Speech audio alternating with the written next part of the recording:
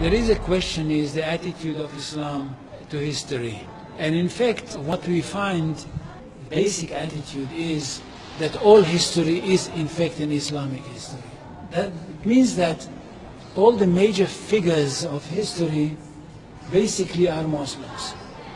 From Adam down to our own time.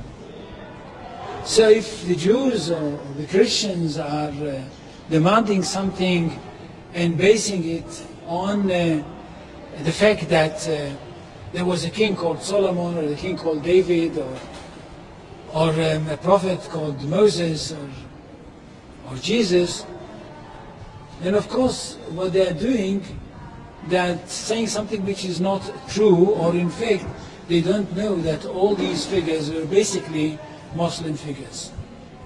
They were, in fact, since the creation of the world, there is only one religion, and this is the religion of Islam.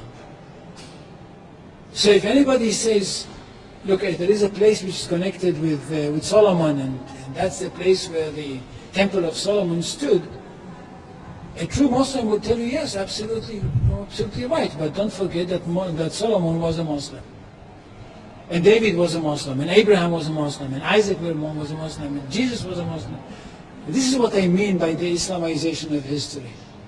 And you can understand that through Islamization of history, you've got Islamization of geography. Anywhere which was connected with these people, or with these prophets, which were all Muslims, becomes a Muslim territory. And therefore, when Islam was not in that area before Muhammad came to it, but it should have been there. In that area, I mean in the Middle East or other parts outside the Middle East, which are now Muslim parts.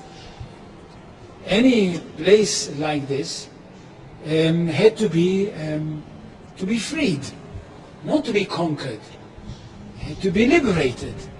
So Islam appeared in history in the time of Muhammad, or reappeared in history from their point of view, reappeared in history as a liberator.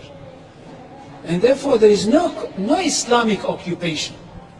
If somebody occupied anything, it would be always somebody else, not the Muslims. So there is no Islamic occupation, there is only Islamic liberation. So there is no Islamic occupation, there is only